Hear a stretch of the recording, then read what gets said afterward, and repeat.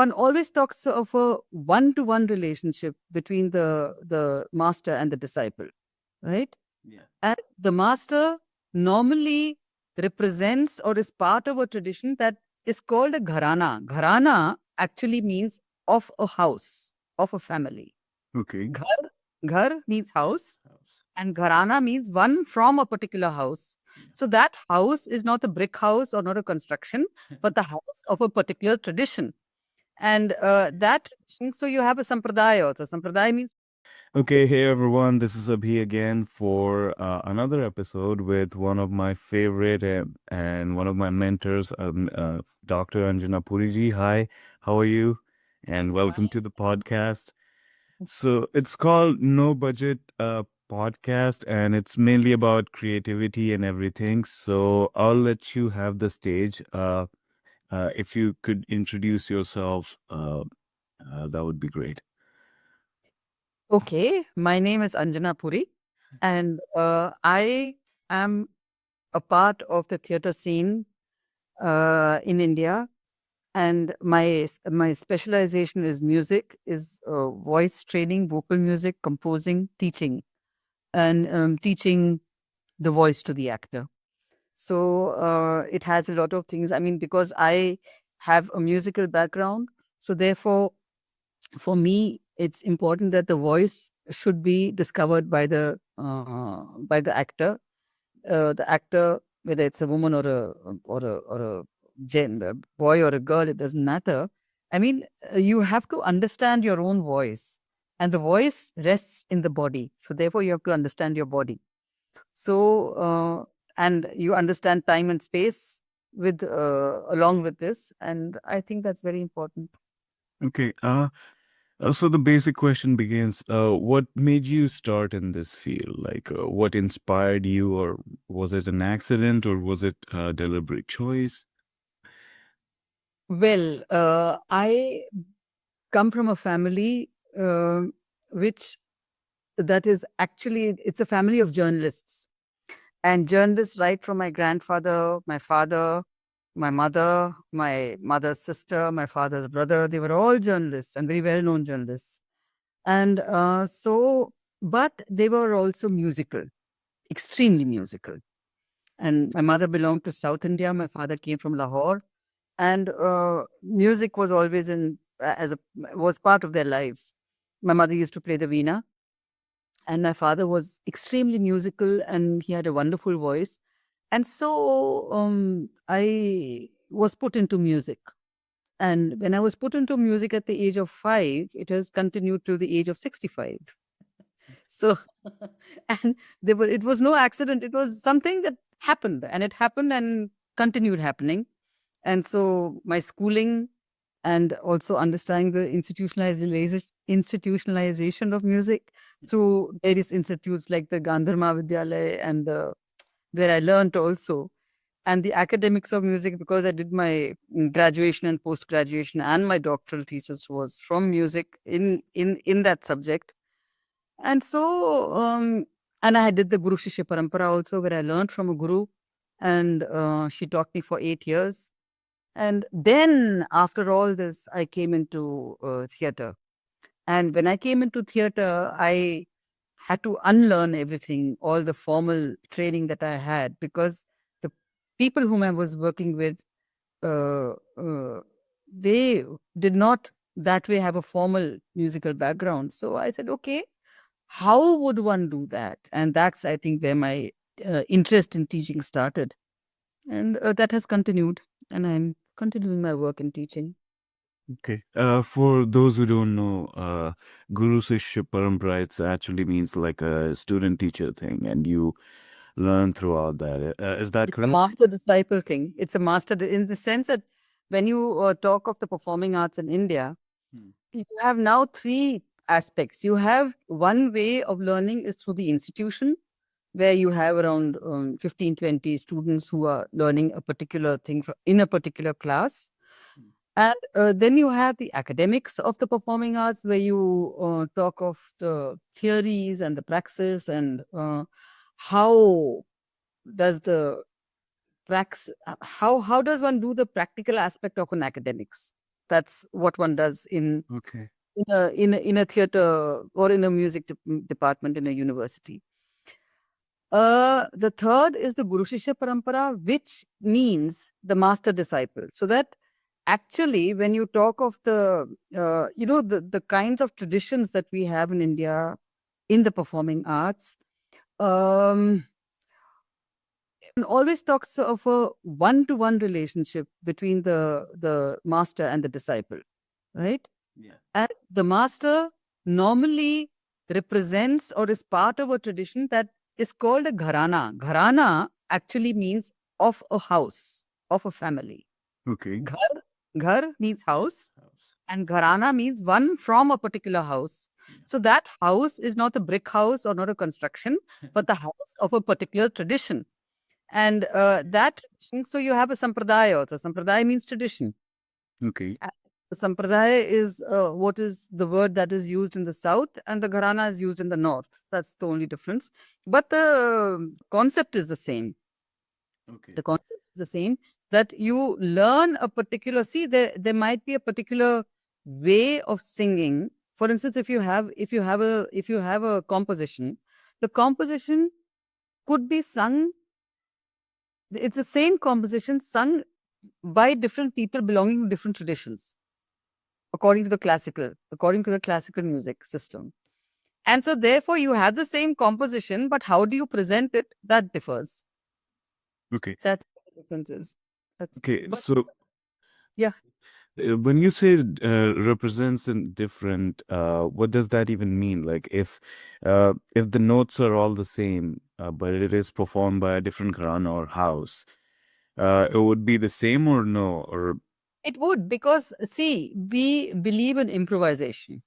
And improvisation is a part of concert music. Concert music in especially in the north. Because there's a difference between the south, the classical music in the south and the classical music in the north. In the south, you have kritis, you have compositions which have been there for many, many centuries. And those compositions can be sung by the entire audience. okay. Because, but the improvisation has a particular space within that concert music. In the north, improvisation is a part of a part of developing the composition and coming to a particular crescendo or a particular, a particular, um, it's a movement that goes upward faster and faster and faster. And even if you have the same composition, the way the composition is presented, that differs with every musician, even if it's from a same house of a same so those things are there, but and I suppose even the system of the gharana depends on who started that gharana. That is a tradition that has been followed. Like you have the Kirana gharana, you have the Gwalior gharana, you have the Agra gharana, you have the Patiala gharana, you have the Jaipur gharana. So all these gharanas belong to particular cities from where the first person who started that singing comes. And therefore, you have a particular name of a city that says, okay, the Kirana Gharana, that is where Abdul Karim Khan Sahib was. And he was the one who started this Gharana. So he has a different way of singing a composition. It may be the same rag, it may be the same composition, but you have a different way of presenting it or rendering it. Okay, so my natural follow-up would be, is it because of the fact that it is much more inspired by the Mughals and Indian mixed up in between them? That's why the North differs such much more than South, or is it something? Because with the incoming of the coming in of the Aryans, shift the entire population also, ne? That's why you have the Dravidians. And that's why that area has a lot of influence from Persia. Yeah. That Persian influence is in the northern Hindustani music. Yeah. Well, I will not delve into that because the Aryan theory is really controversial right now and Controversial, fine, but when supposing you have particular whatever influence came, I don't say, okay, maybe Aryan, you can give it a different name. It doesn't matter. But there was an influx of people. There was an influx of people who belonged to a different space. Yeah. So when they came into India, there was obviously a shift in population, isn't it? Yes, yes, yes. Uh, And when yep. that shift in population starts, then your everything gets changed. I mean, look at the music today. When you Yeah. think, when you compare film music today and film music of the 60s, there's a lot of difference. Yes, there's night and day. The amount of And you talk of the black and white era and you talk of the colored era also has a difference. The 70s were different, the 80s were different, the 2000s are different. So that one doesn't realize it, but it happens. And that happens in music too. Music cannot be photographed. yes, absolutely. Music can be recorded now, but earlier it was not recorded. Can you imagine the amount we have lost? Um, yes, absolutely. And mainly because we didn't believe in. Okay, let's start talking about that. But as far as if India is concerned, and I'm not sure about the other Asian music forms, we didn't believe much more in writing it down, the notes and everything. Because we believed in an oral tradition. We didn't believe in a written tradition. That's the difference between the European music and Indian music. The difference is there because you read the staff notation and you play. So Mozart's composition can be played across Europe at one time, Yes, yes, yes. which wasn't happening in India. In India, you have a different voice culture in every area. Yep, but it's much more interesting for me to be because if you look at some of the languages in some of the ancient, not ancient European, like some obscure Indi European countries, like some of the local words for Estonia. I'm not sure if everyone knows about Estonia. It's a country in Balkan, and it's quite eerily similar to Sanskrit. And there's a lot of mm, there's a lot of similarities, but it's also there's a lot of difference. I don't know where I'm going with this, but yeah, I just wanted to mention it. But what you're saying is right. I'm sorry, I'm interrupting. But Mhm. I'm just saying that Sanskrit is something that came in with the influx of those people. What was there before that? You don't know. Think of the cave drawings. The Yeah. cave drawings in India are 30,000 years old or 10,000 years old. So therefore, the Natya Shastra, which was written in 2000 to 2,500 years ago, is very recent. Yes, And yes. it's written.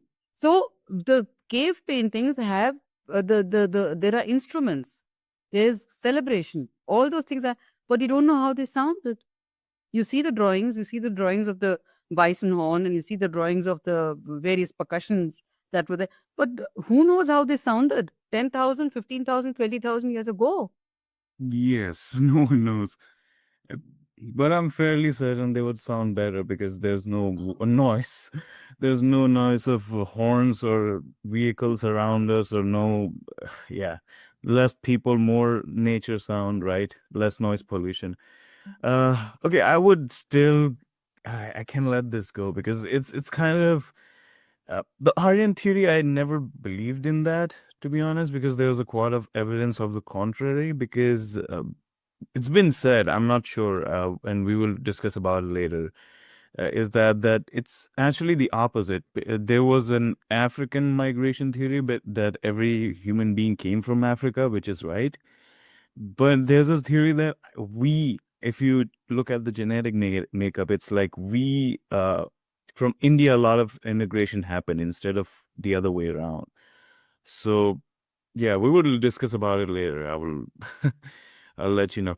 Um, but I just wanted to know about your journey in per se. Like, what did you have to change for theater, and also what's the art we are losing right now? Because even in here, I'm seeing much of the recorded and obviously all played out music. Like they're just treating it as a movie instead of being live and There's a problem that has happened. I mean, when I came into theater, I came in with my music, right? I came in with my singing. And for me, it was tough, but at the same time, very interesting also because um, the actors that we had were people who were not trained musically. They sang instinctively, right? So if I expect somebody to give me 10 years to learn music, that'll be my stupidity, because nobody's going to give me 10 years, right? I say 10 days or maybe 3 weeks. Yeah. 3 weeks for me is an examination that I must pass. Why? Because if I'm able to get through in 3 weeks, if I'm able to bring a child, a student, or an actor onto one particular note and understanding that that particular note has been um, imbibed or understood, or is able to match with that note, I think it's a good sign, because by the end of the 15 days, that boy is able to, or that girl, they are able to um, sing, sing in tune. So my question is that where have we gone wrong in not being able to train the actor's voice? We even today talk of Cicely Berry, we talk about Christine Linklater, they're huge names, but they talk of a methodology, a training process, which does not suit the Indian voice.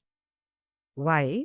Because you talk of a falsetto, you talk of a head voice, we talk of the chest voice, we talk of the tapering of the voice, right? There's a difference when you talk, I mean, I've been in Germany for 4 years. I did my ethnomusicology there. And I also tried to learn the piano. I couldn't, because why? Because I was supposed to read the staff notation and I couldn't, because I was always taught to not read music, but to orally render it. So therefore, when you think of all this, then that entire system of music that they follow there is very different from what we have here. And we believe in an oral tradition. And when you talk of, for instance, balladeers, or ballad singing, or the rendering of ballads, and we call it katha gayaki. Katha means story, and gayaki means a form of singing. So the form of singing a story is katha gayaki. Now that katha gayaki is something which happens in every part of the country, but there is not a single katha gayaki. The concept is there. The concept is the extension of narrative into singing, and coming, and then from, or singing narration of that story, and then interaction with the audience or the person who's listening. So that is the katha gayaki. You can have movement, you can sit and do it. It depends on the kind of katha gayaki it is. And that is different in every part of the country. But it is still called katha gayaki. It has the same concept. But because languages are different, cultures are different, topography is different, regional geography is different.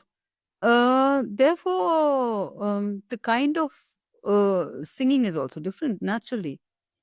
But you still have something called an Indian system of music, an Indian system of performance, uh, which is not so in many of the other countries. You have the mountains here, you have the seashore, you have the jungles, you have the desert, you have the rivers.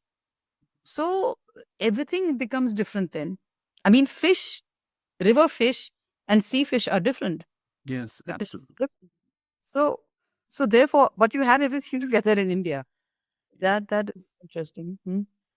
So my follow would be, what's the thread that's binding all of them together, apart from the name? Is it something that is just the the part? Because well, if you say katha gaiki or story singing, technically, is it almost the same, or is there some? Obviously, there should be a common thread between all of this, all of the music we do all around India with almost 1,600 plus dialects. See, I would say that you can't put anything into a slot. Okay. That's how it doesn't work in India. You know, Okay. I mean, you can't make everything black and white, right? Yeah. There are a lot of gray zones, and those gray zones are very, very precious because uh,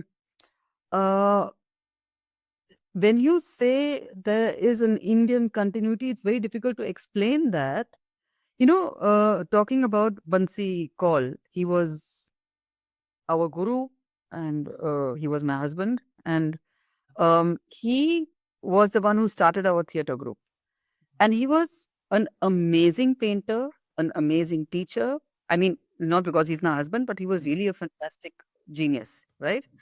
And he started this entire thing of events, cultural events. His belief was that if you talk of India, then you have to bring together all its cultural diversity. And that's why this entire thing of Incredible India was something that he understood most of all, because on one stage you had singing, you had dance, you had folk performances, you have had classical performances. So he said, if you want to understand this country, you have to understand its performance forms. Number one. Number two, the other thing that he said was, if India had had another name, then it would have been called Katha Desh. And Katha is a story, and Desh means country. So a country that has as its characteristic, I mean, millions and millions of stories. And that, I think, is very true because we believe in the narrative. We believe in storytelling. We believe that, I mean, even if you think of the Natya Shastra, the earliest scriptures that we have on the performing arts, they talk about Sangeet. Now, Sangeet is very easily translated into music, but actually it is not, because music has two elements. Music has the vocal and the instrumental. Sangeet has three elements: the vocal, the instrumental, and dance. Oh, I didn't So know. that's why when you talk of Katha Gayaki, or when you talk of theater, Indian theater, then you have a merging of the you have a merging of the singing, the vocal, the instrumental, and dance. It's very interesting. Why? Because when you say dance does not mean that you have to formally dance. When I do this in my music while singing, then that's dance. Yeah. Can you can you talk with your hands tied? Oh, it would be really difficult. Right. Therefore, can you talk in a totally simple way where there is only one kind of sound? No, it doesn't happen. It has to go up and down. Yeah. That up and down happens in the body, that up and down happens in the voice. And because of that, you also use the space accordingly. Okay, yeah. And Yeah. therefore, what I always feel is that music, okay, let's translate that as a part of this, that you have music, or what you call Sangeet, as does two things. It measures time and it measures space. Because within a space of, say, a stage, when you have to bring in the entire world over there, that means you are playing with time and space. Yeah. That If becomes interesting. Yeah. Yeah, but if someone talks to me in a monotonous voice and doesn't use hand gesture, I would think that person is a psychopath because I haven't seen someone like that like ever. But okay, so it's much more performative in India because it's basically means you have to perform with your hands and everything, which we almost see everywhere. No, I wanted to just interrupt you once. Yeah, When you talk please. to the European audience, Hmm. when you go to listen to a performer or see a performer, it is considered ill-mannered to shift around while you're listening. Oh, You're ve- you are very disciplined. You're a very disciplined listener. I mean, I've been through it, and I started getting. I was really, because I'm not used to that, and this was okay way back 20 years ago or 40 years ago, whatever. So I understand also things must have changed by now. But there was a time when the you had a standing ovation for 10 minutes after that. That was fine. But why, like, I'm comparing that with the performance traditions in India, because if the audience does not react and doesn't say "wow, wow, beautiful, fantastic," if that doesn't happen, then the person on the stage will think there's something wrong with my performance. yes, absolutely. That difference is there. That because this reaction from the audience becomes a part of the performance. It's, it's It's an really interaction. interesting. It's an interaction between the performer and the audience. And if you see, most of the performances are done in the open. They're not, I mean, if you go into villages, and maybe now you have halls and things like that, but there are people who perform under the banyan tree. Yes, absolutely. That performance is a very warm kind of interaction, because it's a one-to-one between the performer and the audience, and the audience is a part of that performance. It's not separate. Yeah.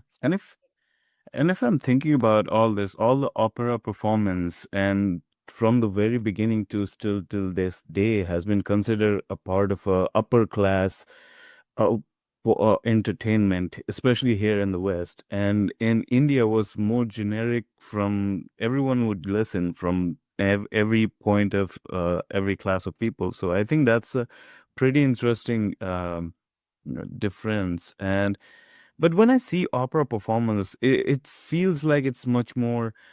I don't know how to say it. It is expressive, but it doesn't involve a lot of hand movements, and it feels like some of improvisation. If correct me if I'm wrong, anywhere in here, right? If it feels like what? Performative, and it has some of improvisation quality, or is it just because they? Because see, then there's a singer who is accompanied on the piano, right? Hmm. Or you have that kind of singing, then it's the singing that goes from the stomach right up to the head.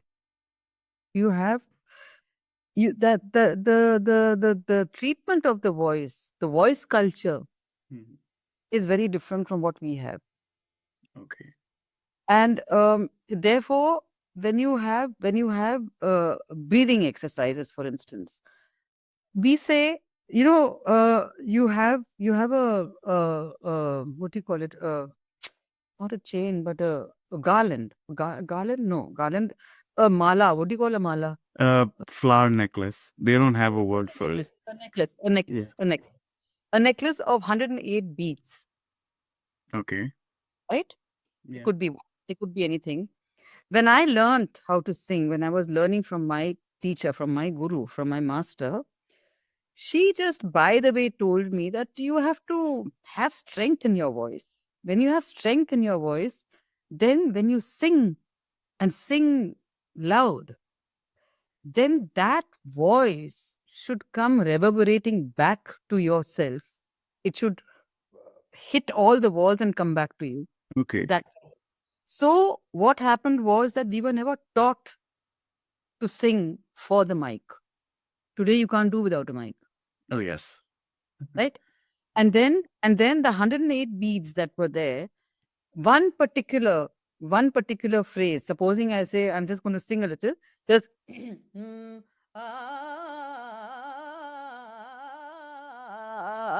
fine. This is what Hmm. it is. This as an exercise has to be done 108 times. Oh. Okay. Yeah. One pattern. Hmm. And then do it on different levels. Supposing that means you go low. Okay. The voice, according to us, is something that wakes up. So in the morning, like when we wake up from our sleep, you're not going to go and do a jogging immediately. You'll take time. Yeah. The voice takes time to reach a particular uh, energetic level. Yeah. So they say, according to us, we say that the lower you go in your notes, and the more you practice those lower notes, the higher will be the possibility for the voice to reach Okay. So start from the low and you can and go reach to the the high. high. Yeah, Okay. exactly. So all these things that I learned in classical music, I started doing as an exercise for my theater children. Okay. And so today, when I do my exercises, I don't believe in sitting with the harmonium or with a accompanying instrument. I say no. According to the Natya Shastra, your body is the most complete instrument because it can move, it can sing, it has rhythmic structures, and it can create all kinds of things. So, if that is true, then the body, when it moves, the voice should be able to sing along with the movement of the body. Those are my exercises. Okay. That's what. Okay, so the a question for someone who has never done something like that, they would be like, okay, how would I know that I'm hitting the right notes? I'm pretty much vocally deaf and I'm tone deaf basically. How would I know in particular that I'm hitting the right notes? As It, someone who doesn't. that is the exam that I pass every day, Okay. to give every day. Why? Um, and I'm not conducting the exam, I'm giving the exam. I am the student, not the student. The student becomes my way of being able to understand how to teach. So what I say is that, okay, we have one particular, supposing I love, what I love doing is when there are a group of say 10 children or 15 children, 20 children, I say, okay, any of the children can start and do just one note. Uh, Whatever. Okay. And then I see to it that all the children fall into that note. They are able to merge with that note on their Okay. own. When that first note happens, then you can think of the second note. Okay. See, and then when I do that first note, then I say, okay, start walking. And the voice should not shake. The voice Okay. has to have to walk. And Yeah. this, so there is, it's very interesting because you have something called coordination, right? Hmm. Coordination, there's an internal coordination and there's an external coordination. The internal coordination is when you're able to understand that you're falling on this, you're following the same note. I should be able to move without shaking my voice, without the voice trembling while I move. Okay, Okay. that is the internal part. How do I, how do I walk so as not to let the body vibrate madly? Therefore, there has to be a balance between the forefoot and the heel while walking. Yeah. So that is taken care of. The voice has to be taken care of. The motion has to be taken care of. So that is an external thing, the internal thing. Now, the external part will be okay. When I see a person moving that way, then I should not be hitting that person. I should see where I'm moving, right? Okay. And if I say, okay, on one clap, you all move. On the second clap, you all sit Okay. and duck walk while you sing. Oh. So, yeah, these are exercises that I have done, and I've done my PhD in this. Okay. So I did my thesis from Madras University in 2006, 7, 8. Okay. And and I've done these exercises across the country. So they're quite fine. When I have the word, just the sound, Hmm. then I say, Yep. hmm, hmm, Yep. hmm, hmm, Yeah. right? Yeah. So Yeah. that means that has a variation of Shrutis Yep. because that Shruti, that vocal sound, that audible sound is undefined. It is defined by a particular situation. Yep. You can imply it to different. Depends. It depends on how if I see something that is disturbing, I'll say, hmm. If I say something that's nice, hmm. Yes, it's linked If I with do something emotion. that's it's surprise, hmm. Yeah. So that change of sound is what is defined by a situation with a non-meaning, a meaningless sound. Is a meaningless sound. It gets meaning because of a particular situation and because the voice goes according to that emotional whatever happens in that situation, Hmm. right? In music, there's something called you have the note and you have the micro note and the micro note. All these things are there, which means that the space between two notes is measured Okay. depending on the distance. Supposing I say, uh, uh, uh, yeah,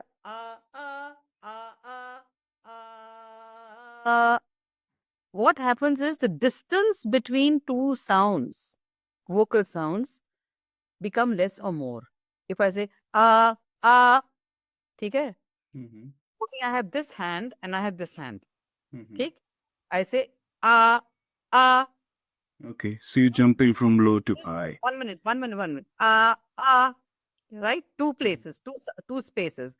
Mm-hmm. Now, if I decrease the distance, ah, ah, ah, what is happening is that measure between two notes is what is called shruti.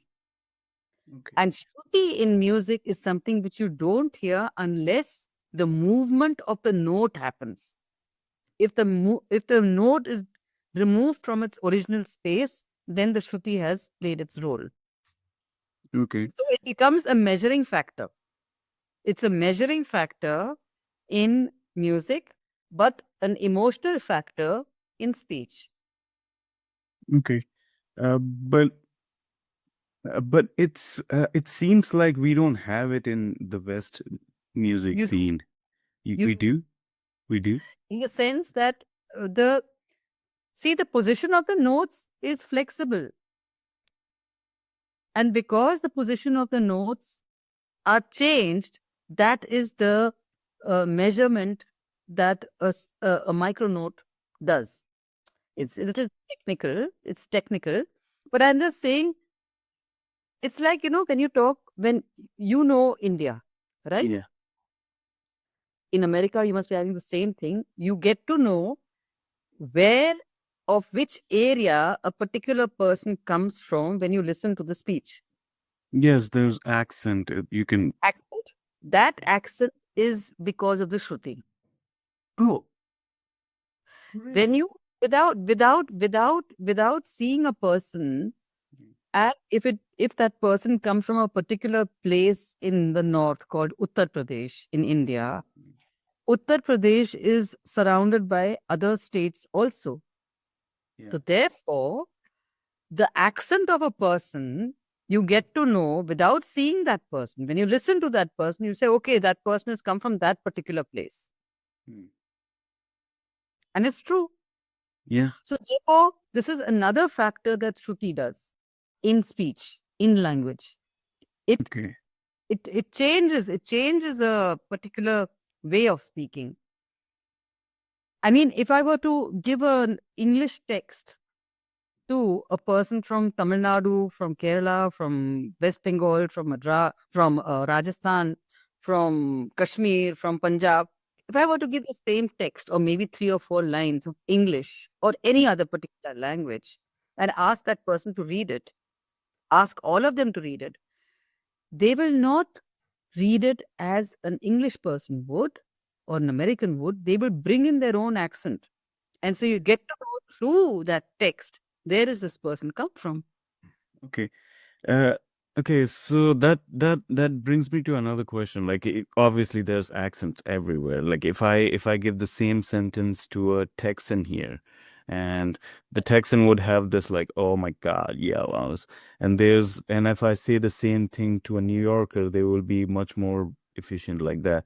But I thought, and I always thought that it has to do something with the language, but I didn't know it has something to do with the emotions and how we It's communicate not with just each. emotions, Abhishek. It's not just emotions. Okay. It is the way you use sound in a language. Because a Hmm. geographical space um, becomes the base for using particular sounds, having particular gestures, being able to walk fast or slow. If I go up a mountain and don't take small steps, I will become very tired. In the same way, if I'm in the plains, then I take fast steps, I walk fast. It doesn't happen in the mountains, there's a difference. Okay. So, in the same way, the language also has its own emergence. You don't know from where languages have emerged. How is it that Punjab has a totally different way of using vocal sound as compared to a person from Bengal? Mm. A person from Bengal, the language, the way he speaks or she speaks is different from what happens in Madras, Yes, absolutely. right? And within the South, when you listen to Kannada, when you listen to Malayalam, when you listen to Tamil, and when you listen to Telugu, these four languages, all these four languages have differences. Yes, absolutely. Where do these differences come from? What has, I mean, how is it? It must be to do with the space around you.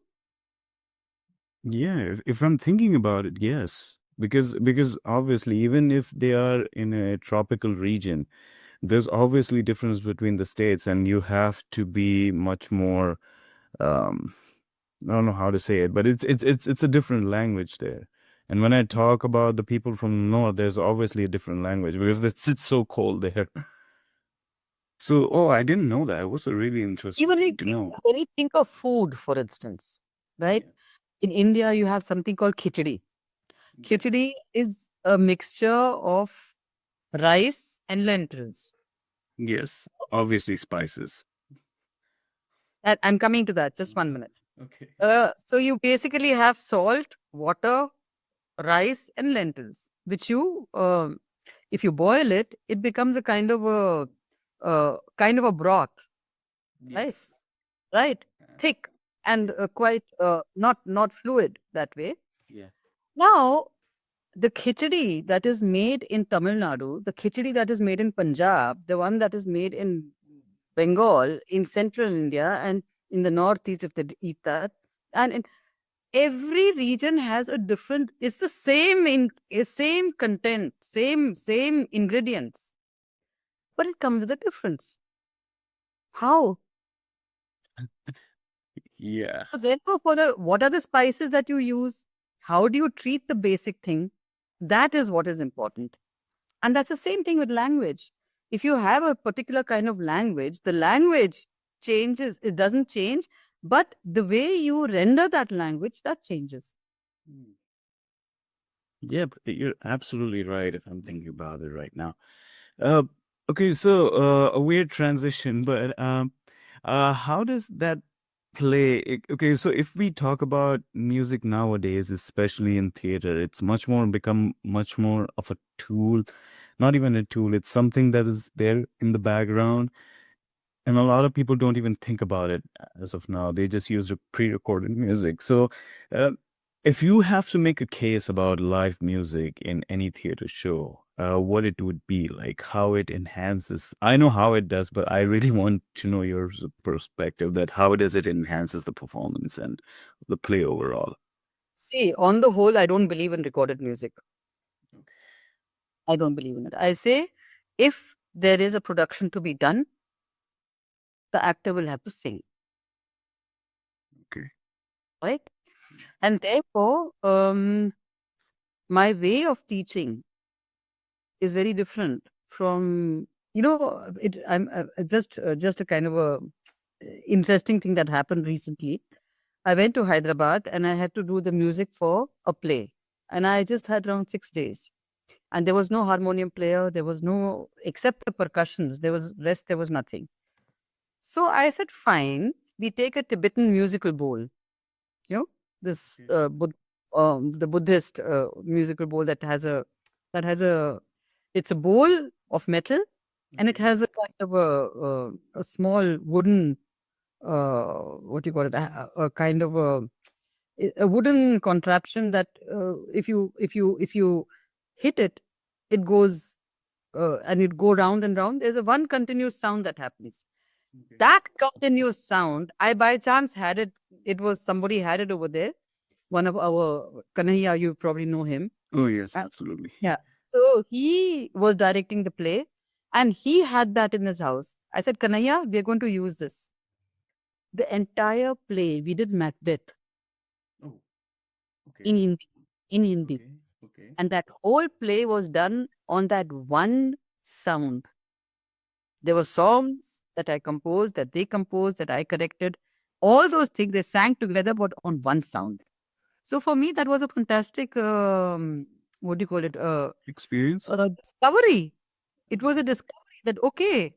And I had just 6 days Mm-hmm. where I had to compose some of the music as well as train the children. So they did it.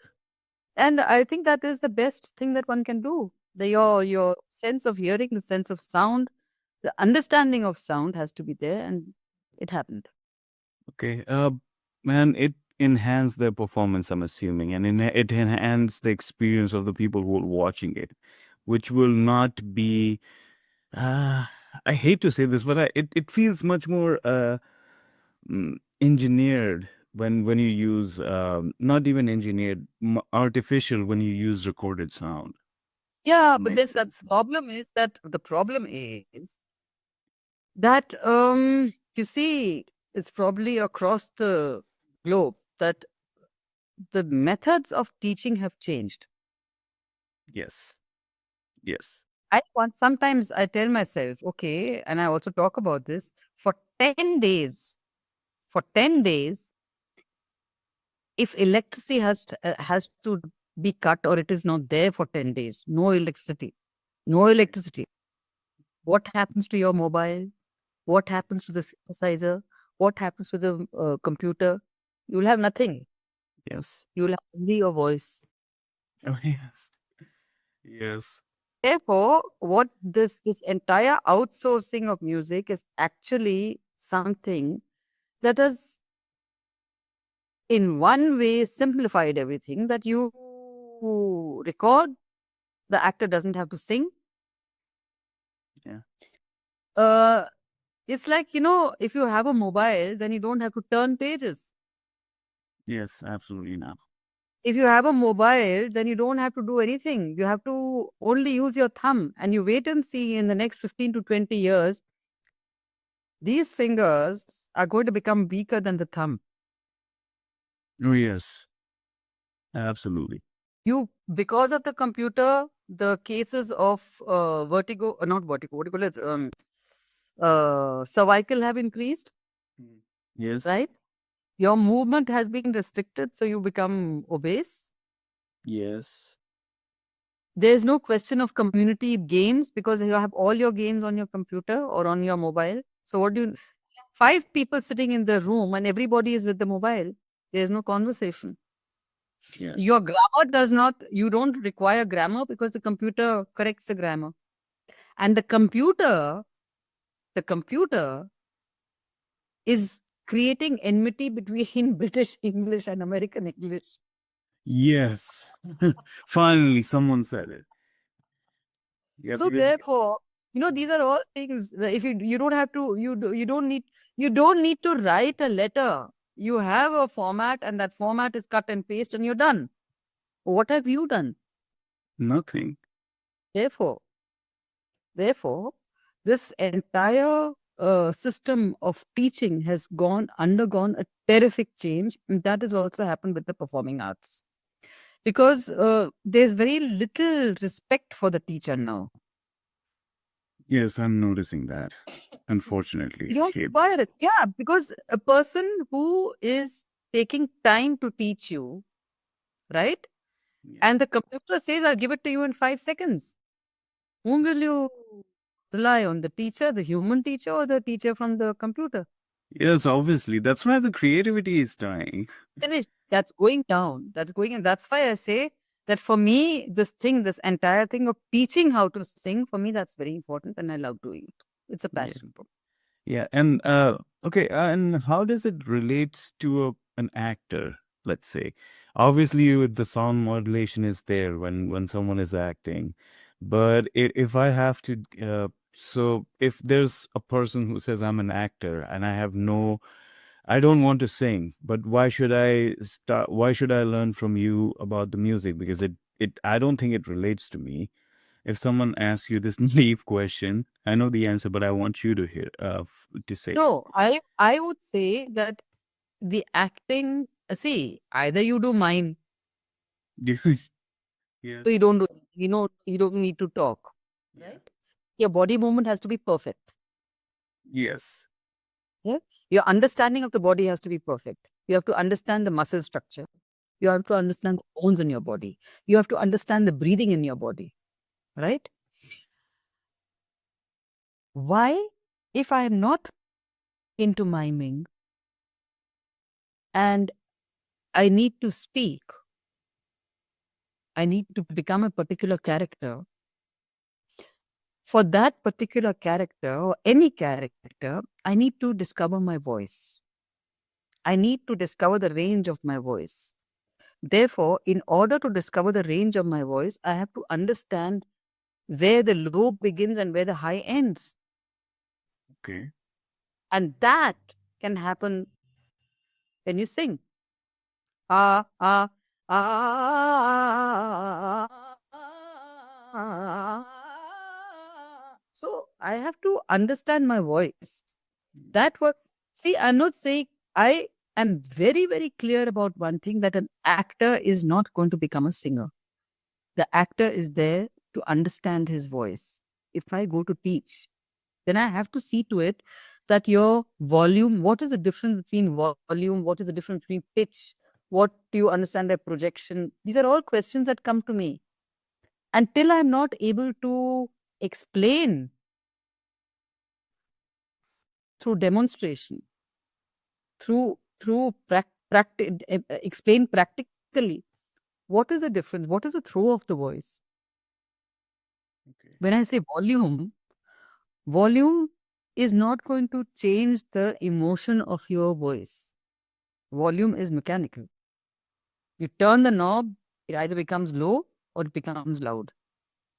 Okay. That's exactly what but when you talk of projection, then the whisper also should be heard by the last person sitting in the hall. How will you do that? If there is an emotional, if there is an emotional moment in that story, then my whimpering should also go to the last person. Yes, absolutely. Then how do you train the voice? It's no use doing just breathing ha ha ha. It's not enough. You have to understand the placing of the voice. Therefore, I say the system of the vocal technique and vocal cultures between Europe and India are different. Yeah, but Our now our sense of the practical part of the voice is different from what it is in Europe. yeah, but Because now even the tapering of, see, when you look at, if you look at a pillar, for instance, you look at the Qutub Minar, Mhm. right? If you Yeah. see a photo, then its base is broad and it goes, even if you look at it as you're Mhm. standing in front of it, you see the base going broad and becoming narrower on top. But actually, that is not the case. It is the same. It is the way it has been built. It is what you see, Yes. right? Yeah. And therefore, that is the kind of a voice that we have. We have a very broad based voice which tapers. Mm. It doesn't turn into a falsetto. Okay. Now it does. Now it does. When you look at Bollywood music, for instance, Hmm. In Indian music, we were taught that your breathing should not be heard. Yes. It's considered a fault. Yeah. But now, singing cannot be done without breathing. I mean, that breath has to be, because that is the emotional expression that you have. See, when you talk of, you say, cha, Jack and Jill went up the hill. You don't have that in India. You say Yeah. Jack and went up the hill, Yeah. right? Yeah. And the cha is cha. It is not cha. The Ye- use of the lips is not there. Yeah. But now you do look at all the news channels and you look at the corporate sector.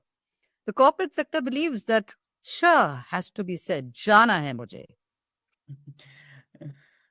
Yeah, I Right. hate that. So this is something which is development in whatever. Development can be negative and can be positive also. So therefore, it's something that has happened and you can't stop it. Your your corporate sector has gone into your thinking. Yeah, I mean, I don't really like that, to be honest. When people Whether start, you like it or whether I like it doesn't matter. It's happening. There's nothing you can do about it. yeah, it is something that really bugs me because why are you trying to Americanize or yourself? Even though I get it, you want to speak something and you want to speak in their accent so they can understand. But like speaking your own language in an accent, it never made sense to me. But Yeah, that's what it is, and that's why I say that these are things that it's very difficult to stop Mhm. something like this happening. Yeah, It's a it's a movement, so it yeah. happens. But if I have to counter your answer for the question why even actors should do voice training and singing and music, they will be like, okay, now we have microphones, so I don't have to project my voice that high. I can just whisper. And yeah, but what would be the counter for that then? Counter for that is that why should I require a microphone? Okay. Simple. A microphone is something which makes it's like a walking stick. Oh, okay. So I it's say, I say, I say, uh, a microphone would be required maybe for recording, number one. If my voice projection and if my the throw of my voice is huge, then I have to understand how to use that microphone. Because if I don't turn my head at the right time, there'll be a blast, yeah, there'll be an echo blast. Yeah, right? yeah. In the same way, I say that when we, for instance, perform in any of the auditoriums in India, the first thing I do is to see how far does my voice reach. I sing, and when I sing, my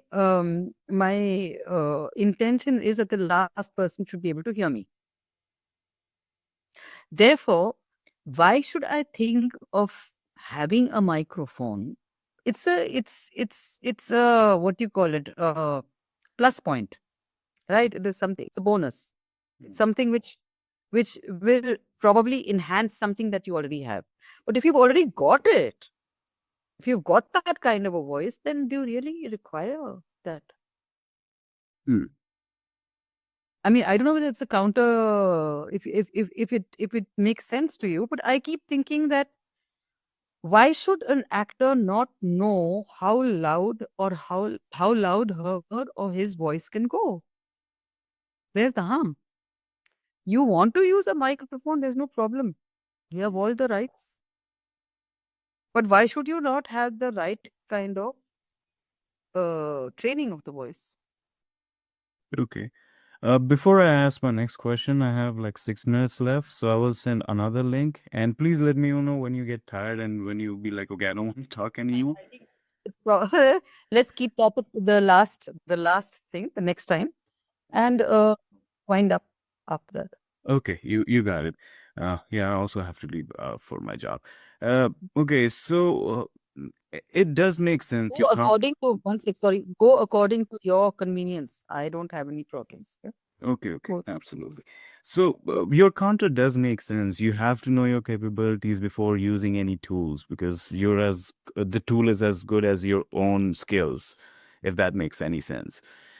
But it still seems like people are not okay. Let's just say what it is. People don't have the attention span or the concentration or the focus level to train themselves to that, and maybe that's why they're using all the tools and AI. AI is a big thing now, if you have noticed, and people are using even sounds for AI, which is just which is a bit of creativity again. Uh, yeah, so my question would be, right, that in theater, obviously the sound is there and everything is there. How does you as a teacher and as a vocal advocate of voice training and musical training per se, uh, okay, let me just okay, I'm jabbering again. So it's when I see a performance, any performance, even in the movies, I see a rhythm, right? I see a rhythm in acting. I even see a rhythm in a fight scene. When two people are fighting, there has to be rhythm. But now it's being lost. And how do we build that? When you train people, I know what you're talking about when you say project the same note but move around in different ways. So what's your philosophy on that? How do we build rhythm in ourselves when you're training it or you are educating people on that? There's something called leg. Leg is rhythm, Hmm. but without a structured pattern. It's Okay. like the distance between 4 to 6 acts. Supposing it is just this, it's just a rhythm. There's no structure to it, right? And this is what we call lay. And this we say is unending, Okay. right? It's like the ticking of of a clock, or the sound of a reverse gear, or the sound of a train passing. You know. So there's no beginning, there's no end. It continues. Hmm. That is how you listen to um a rhythmic movement. Yes, Yeah. this It's rhythmic, right? yeah. There is one. This is one kind. The second kind is something that you see. You see rhythm. How? For instance, the march past of a battalion, Okay. right? Yeah.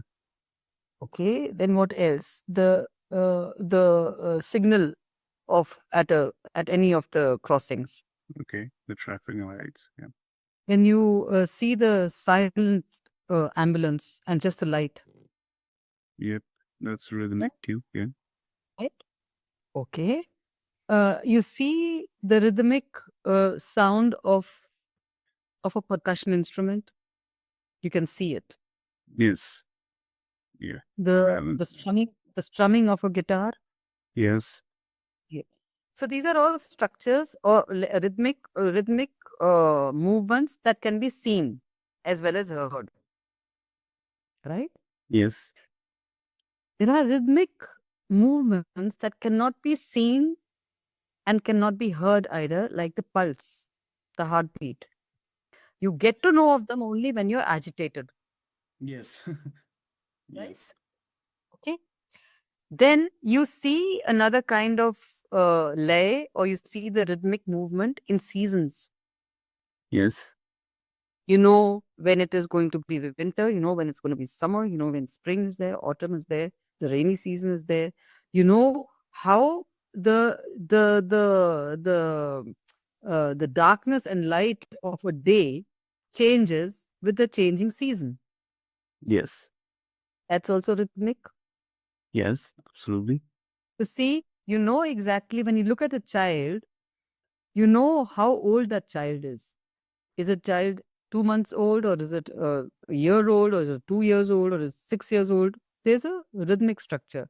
You know, the movement of the plants, Yes. vegetation, vegetables, all those things. This is also rhythmic movement, but Hmm. it has it's not rhythmic in the sense that you go like this, but there is a time cycle. The movement of the moon, the movement of the sun, all those things, they're rhythmic. If that rhythm doesn't happen, we are not here. Okay. Yeah. That means we passed away. Now, when you talk of the rhythmic structure, that becomes a pattern, and in India, that's cyclic. 1, 2, 3, 4, 5. 1, 2, 3, 4, 5. 1, 2, 3, 4, 5. 1, 2, 3, 4, 5. There's a beginning and an end, and the composition of a song goes according to that. Mhm. Yeah. Yes. So you have big patterns that create compositions that give support to a composition, so that you know when to begin and when to end. That's it. Okay. When you and then when we have exercises, then I say, okay, within a span of So one of the questions that I always wanted to ask, and it's for everyone, from the person who doesn't know about performing arts or who does, is how do you develop your training program, and if you can go much into detail about it, and how what are the benefits? But it is beneficial, of course, but what are the benefits, and how does it relates to someone who is wants to act or who just wants to do it as an hobby? um well, let's start with the first thing, that when I teach, see, I have a huge legacy behind me. It says that which starts from classical music, academics, institutionalization, guru shishya, I mean the master disciple traditions. And at the same time, when I came into theater, I had to literally, this entire thing of constructing, deconstructing, and reconstructing, that's what I did Okay. in a very, very basic sense, right? So the reconstruction was the creating of a methodology that would teach, irrespective of whether it's a child, whether it's an aged person, whether it's an actor, a non-actor, a person who's just wanting to know what it's all about. I can I can bring about an interest only if I am able to reach out to that person. I have to be able to convince that person who's there as whether it's hobby or whether it is just wanting to know what it's all about. If I'm able to pass my exam, and if I say that, okay, this is what I'm doing, then maybe that person will say, okay, I'd like to know a little more. Okay, that's up to me. And therefore, I say, if I want to create lesson plans, then I should not be frightened or scared of breaking down what I have earned, what I have built. Okay. If I'm able to, if I have a if I have a little mountain Hmm. of something, you know, and I say, okay, this is not enough. I require more. Then from that structure, I'll have to create more mountains. Okay. What do you mean by that? Mountains, yeah. You've played in sand, right? Yes. If you make a little mountain, a little hill of sand, and I say that no, I want one more or three more, then what will you do? You'll create a few more. Yes. That Obviously. means my wealth, my sand should be enough to create more mountains, Yes. right? Yes. So Yes. that means that responsibility lies with me, not with the onlooker or the student or whatever. Okay. I have to be able to create a certain amount of exercises that will see. If I say that I want to teach the actor the voice, then the voice has pitch, it has musicality, it has speech, it has rhythm. it has volume, it has everything. It can explain the abstract. It can just create a sound. So therefore, when you say the colors of the voice cannot be seen. Then what are those colors? Yeah, it can be emotions. Emotion is a very direct thing. But within those emotions, how many shades of emotions do you have? That is the color of the voice. Okay. The color of a voice cannot be green or blue. The forms of the voice cannot be a tree. When I say the cloud, when I look at a cloud in the sky and I see a lot of clouds, that I can say that, okay, those clouds look like a herd of sheep. Or I can say, I see the face of an old man in those clouds, Yes. Okay. Okay. right? Yeah. Yeah. I can say, I can see a little hillock, or I can see a landscape within. But the cloud is a cloud. Yes. My Obviously. imagination. It is my imagination. You might or might not agree to that imagination. You might have something else that you see. Yep. Therefore, the voice is the voice. But how many shades can you give it? How many things can it explain? How many colors does it have? How many forms does it have? Are all those colors and forms emotions? Does the voice itself have a text? When a baby is hungry, then the mother gets to know what is the crying of that hunger, what is the crying of when it wants attention, what is the crying when it is in pain. But that crying is crying, Yes. Absolutely. right? The first jester is the mother. Okay. Yes. Yes. She is. The sound. Ah, la, la, la, la, la, la, la. Good. Made you laugh. Yes.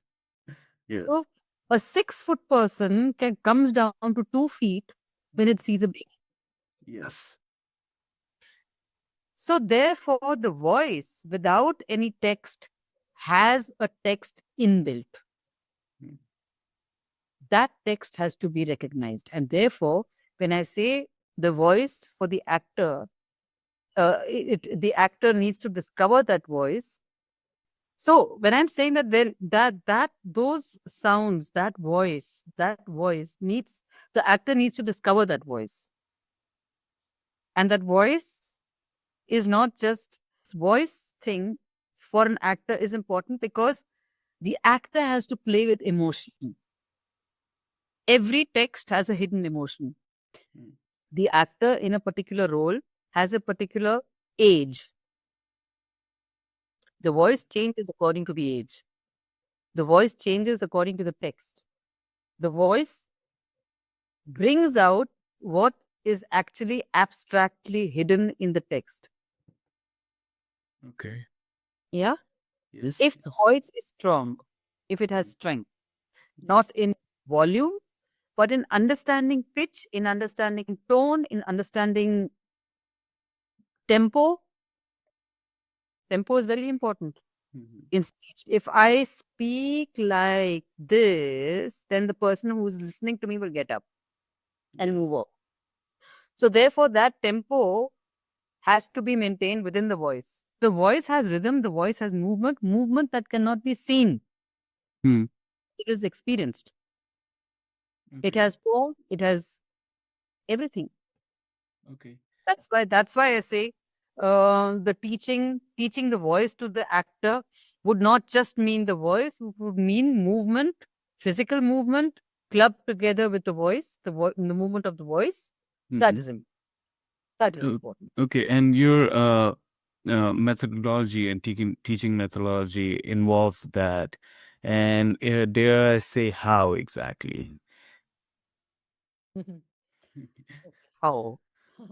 Yeah. I say, when I teach the actor to use the voice, I do not separate it or segregate it from the movement of the body. Okay. right? Yes. Stability in the voice, stability in the voice has to be there even when you move, Okay. Absolutely. right? Yes. So voice has to make has there has to be a transitional movement from speech to singing. It is not important or compulsory for the actor to sing, but the actor has to understand the up and down of the voice. The up and down of the voice can not only be in speech. When you exaggerate, it's like an elastic. Hmm. Elastic, when you say elastic and you start pulling the elastic, Hmm. then there's a certain point where it cannot move further. What is that point in the voice will be understood only if you expand your voice as much as possible. Okay. That And you give in your workshops and in your uh, classes, you give them those exercises to stretch their vocal muscles and to see how far they go from in terms of voice, and while moving, how far they can go, and how what their vocal capabilities are, right? Okay, so how does you incorporate rhythm to it? Because if I just say to is in the body, Abhishek. okay, When I walk, there's rhythm. yeah, but you can, to be fair, you can see it with your 50, no, 60 years of experience that if someone is in rhythm or someone is in tone. But if I'm a new person, how would you convince I would, me to be that? yeah. Okay. When I say rhythm, when I say there's one single sound. How do you break that sound? Ah, ah. There's a breaking. There's a breaking. That act has rhythm, not a rhythmic structure, but it has rhythm. That means the space between 4 or 5 acts of that sound. Say it's a Mhm. simple thing. Say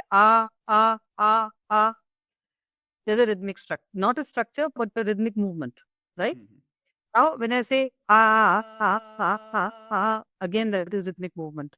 Mhm. So, the joining of the voice and still being able to create a rhythmic movement, and the separation of the voice from one tone to the next, one sound to the next vocal sound, has a gap.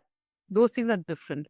When I what do you call it? When I uh, bring together the movement of my walk, the rhythmic movement of my walk with the rhythmic movement of my vocal sound, that is the rhythm of the body.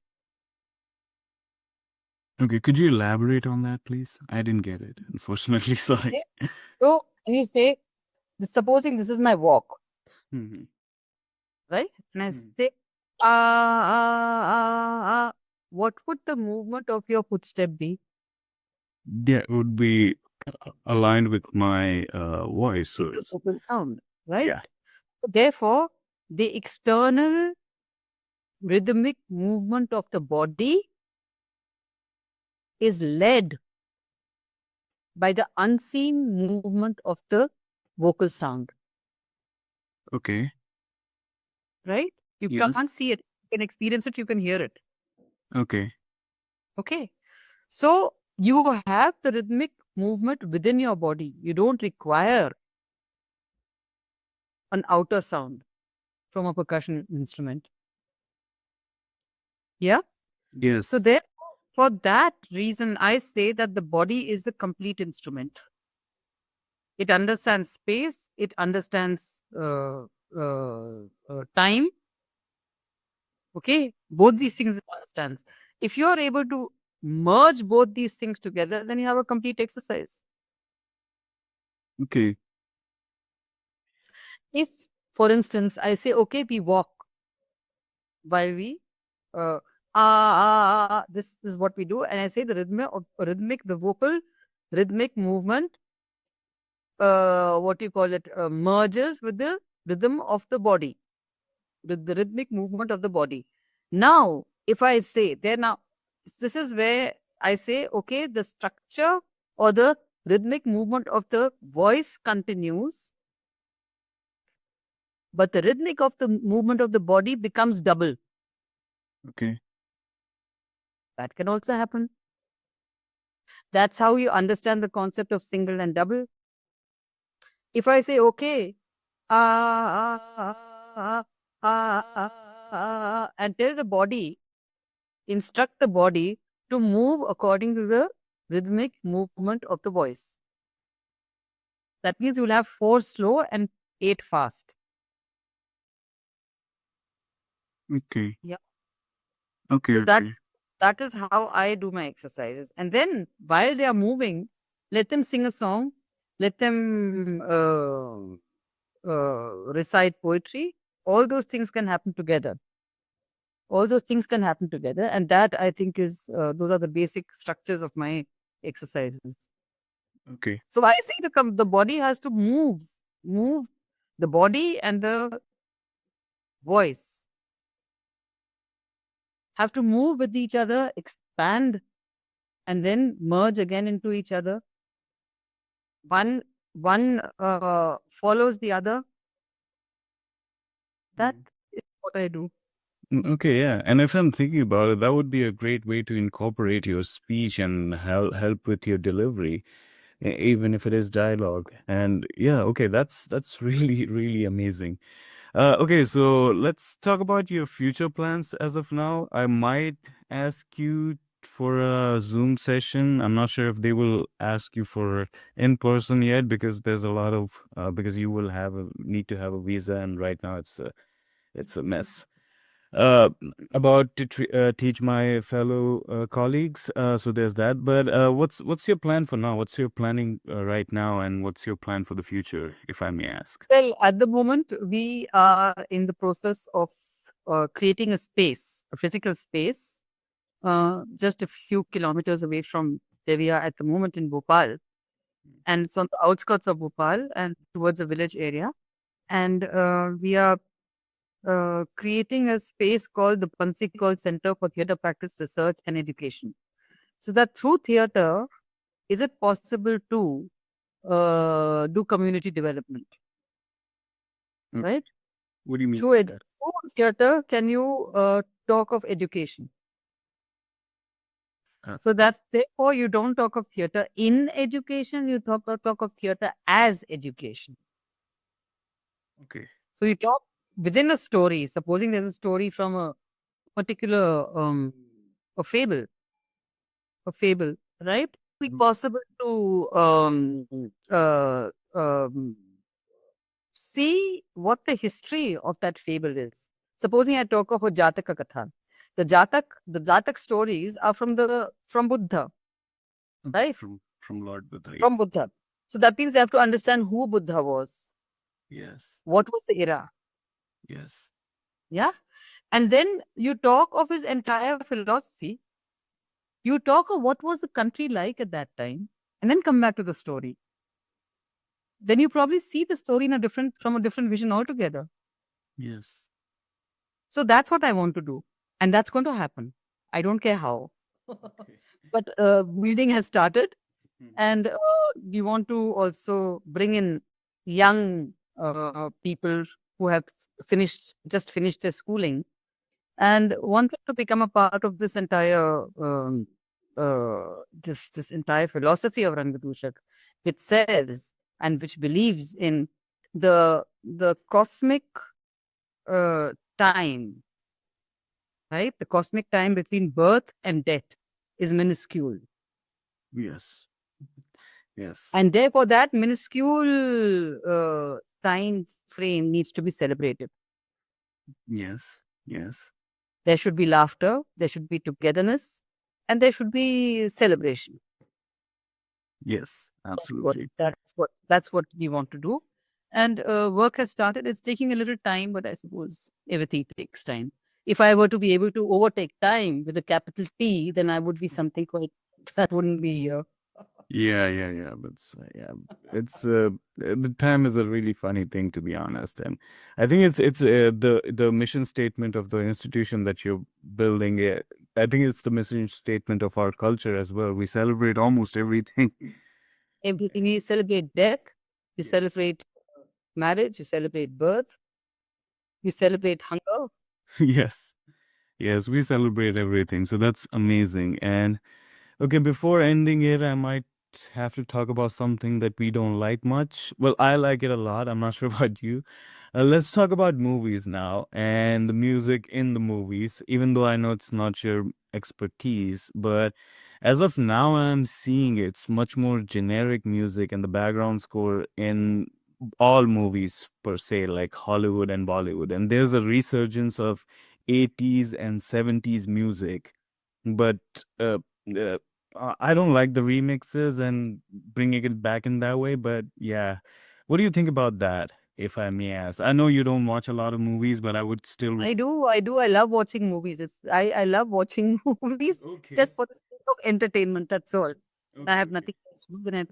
But I do definitely. I what interests me is um whenever you talk of academics, you talk of academics, and you talk of the academics of, say, theater music or performance, we never think of the era or the age from the black and white up to the colored. Okay. When you think of the music of the black and white era, there was leisure. You had time to listen. Oh yeah. It was slow, right? Yes. Today, when you listen to music, it's at least 4 times its speed. Yeah, the tempo is really high nowadays, if I'm thinking about it. It's fast because, or you have, if you don't sing, then you rap. Oh yeah. Sure. Look, this is it. Yeah. So these are things that there are these are things that there are questions. I mean, uh, today, if you talk of Hmm. traditional music, is it there? I mean, if you have a folk song or if you have a traditional song, a song that is sung at the birth of a child, hmm? Yeah. Or you have a wedding song or something, you can't do without a background score. Yes. So, can you think of a music without a background score? Question mark. What about lullabies? No. Lullabies are wonderful. I'll tell you why. Hmm. Because the aim of the lullaby is put the child to sleep somehow, so that it doesn't, so that it has its own rest, right? Yeah. The patting of the child, right, Oh. and the swaying of the child is the same across the country, across globally. Yes, What is absolutely. the difference? What is the difference? Is the melody. The content is the same. Yeah. You to the moon, bring you down from the moon. Let's have a lot of fun. All those things happen. All lullabies, but the melody is different. The language is different. The aim is the same. So therefore, the lullaby has is actually a global thing. Yes. But if it is a part of a movie, there is a background score somewhere. Yes. In real life, that background score is not there. Yeah. Yeah. Right. So you romanticize something. That romanticizing through the sounds of any background score is something which is part of, I suppose, I don't know what to call it. It's a growth in performance. Is this what we want? Is a question that doesn't require. It's not required anymore because you swim with the tide. It's happening, so you also become part of it. When you resist, like when I say that no, um, theater in India requires the voice to be trained according to the Indian method. I don't say the Western method is wrong, but does it suit us? Not really. Why do we have to tailor things? This country is full of so many ways of teaching. The work processes, teaching learning methods are innumerable, but we still want that is better. Yeah, because it's authentic and it's rooted in culture. Yeah, As but the thing simple is as that. that authenticity we have to discover it still. It's 2,500 years old. Yeah, but it's And we are taken in by the, sorry, I mean, I'm not being nasty, but the Western culture. We like a green signal from there, then we say, okay, I'm fine. Mm, So why don't we look at our own possibilities? We have everything in this country, mm, every kind of thing. But we need to also agree to it and see to it that we use that in our yeah. state systems, in our. We need to go into retrospection. That's Yeah. important. Yeah, I see it in the movies as well. Like they're trying to emulate Hollywood so much Yeah. That's it. that And it's there's just nothing you can do about it. There's nothing you can do about it. yeah, because whenever I talk to people around the world, they were like that we like the old Bollywood more than the current one, and ask them why, and they all of them give the same answer in different variation. It's like it lost what it was. Mhm. And Yeah. if I think about it, it really did. We are not talking about family anymore, and we have this weird obsession with using less songs. If you notice, there's less songs in Bollywood movies than it used to be, Yeah. and Yeah. I don't like it. And the background score became much more holiday-fied too, if you have noticed that. And I didn't like it at all because it was just Yeah, but the thing is that that's what's in. yeah. And in part is something which you don't, you see, one doesn't analyze these things. Mm, And for a layman, he needs to be entertained or she needs to be entertained. And if yes. that's a source of entertainment, then entertainment you don't analyze. You take it as it comes. Unless you have an academic mind and you want to do some kind of research, then it's something different. But this is something which is the way one wants it. Yeah, and Or but if you think about it, if I have to ask you a follow up, like if you were scoring movies right now, let's say a Hollywood movie, for example, based on something that you don't know, uh, y- it would be awkward for you, right? If you it would it you, if you put Indian style of music in a Hollywood movie in their setting, it would just be so out of place that you would not be like, yeah. sense. But you know what? Mm, Uh, in India, it's a very flexible. There's a lot of flexibility here. mm, And if you're able to speak English in any kind of accent, mm. according to where you come from, that means you still you're using a Western language, but in your context. Yes. That's exactly what we do with the music also. You are using that music in the kind of music that you have traditionally here. There's a lot of things. There's a lot of conflict and a lot of contradiction. But if I were to be asked to do something, I was offered by people from who were in Bollywood and very people whom I have great respect for. They asked me, "Why did you come and sing?" So I said, "No, I'm not interested. Not Yeah. interested." Yeah. So I have my own way of understanding music, and I have my own way of teaching it. Mhm. And it's stupid of me if I were to think somebody will give me 5 years or 10 years. Nobody's going to give you that. They'll give you 5 days.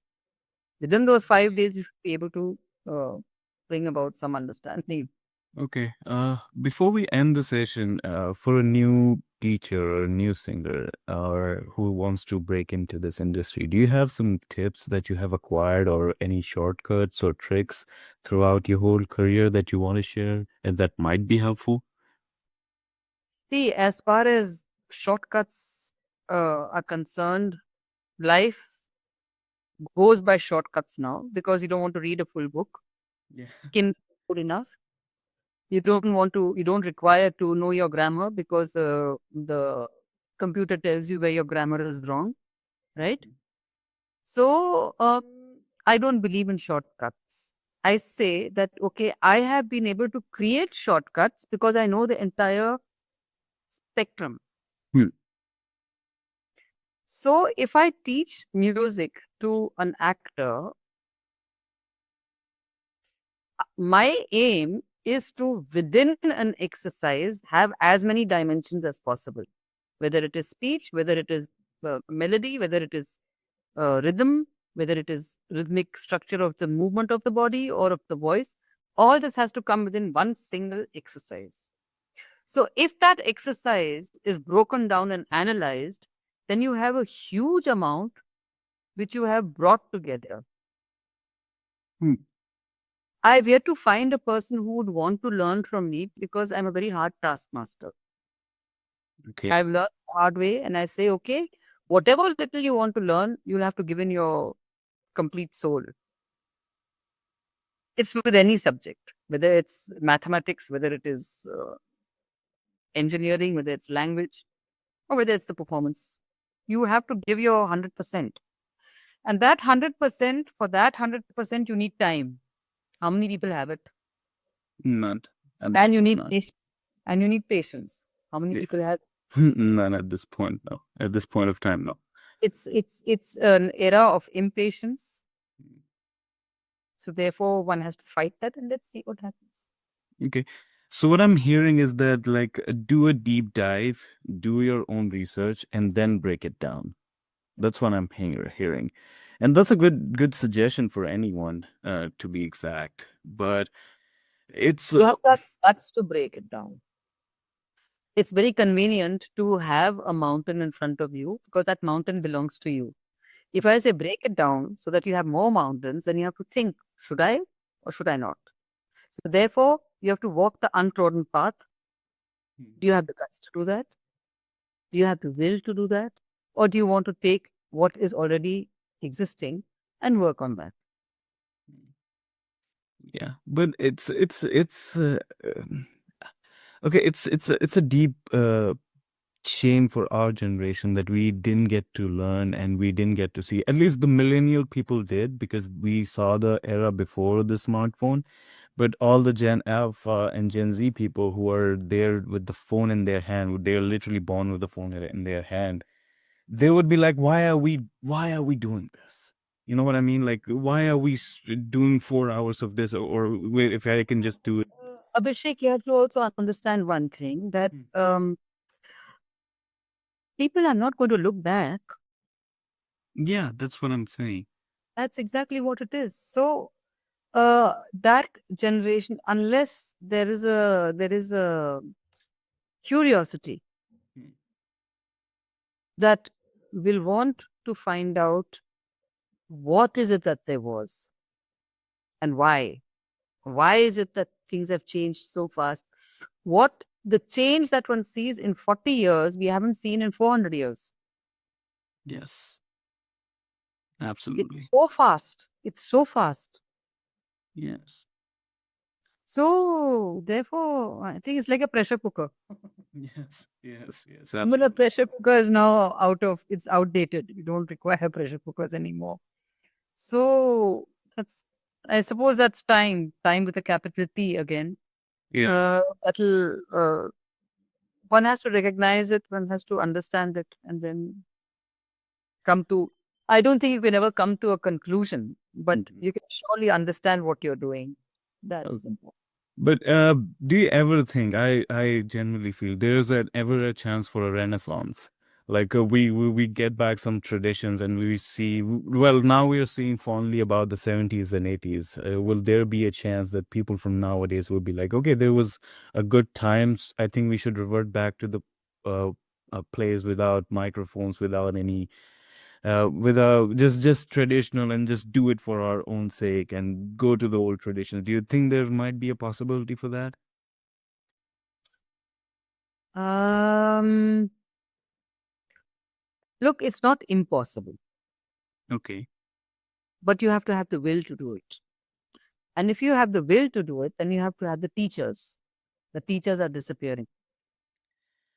Yeah, that's another level of epidemic, and there's a story for another day There's no, yeah, definitely. because we can talk about it forever. But I think we should, and I think it should be passed down in terms of books. And I think there's podcast is just more informative interviews or radio interviews or visual interviews. So I think it can come back, and that's what I've been trying to do basically. But that's really good. And we're ending soon. So before we end, I really want to thank you. It was amazing to know you and talk to you again. And once in the future, if I have a chance, I would love to talk to you again about it. And we will, this time it will be much more structured. Right now, I just winged the whole thing. And Very cool speaking with you, Abhishek, yes, and sharing a lot of things with you. And that I think has happened after many, many years. And it's nice. I'm happy. yeah. Yes, and I will give you this opportunity. Well, I know you don't need it, but I would love to talk to you more in the future. So we'll be in touch, and please let me know if you have any other availability opening up, and Yes, we'll. definitely. We'll keep it eh, up. And before we leave, obviously people will listen to it.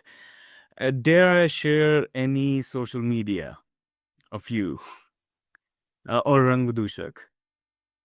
Uh, I didn't get you. Do you want anything that I should post any social media of Rangvadushak or any other thing, or do you do anything virtually? Do you teach anything virtually for? Virtually, okay, is a little difficult because at the moment there's a slightly transitional phase. But once this institute starts, there'll be space for that, and we'll do it. Okay, so We you will teach virtually def- in the future. definitely. If you could do it during the Corona time, then we can do it even now. But I definitely feel that it's very important to be face to face when one works. And uh, if I want to hold your hand virtually, I can't hold your hand, right? Yes. Yes. So that problem is there. But we can always plan. Maybe we can have some seminars, maybe we can have some talks, interactive discussions. That would be very nice. Mm. And there's a lot of material on the YouTube also about Ranvi Puja. And Bansi ji had started an entire webinar on Vidushak Dil Se. That means the clown from the heart. So that is something which you could also see. Okay. Because I don't know how people understand Hindi, but there's a lot that you can Yeah. find. Okay. I will do it, and I will share all the links.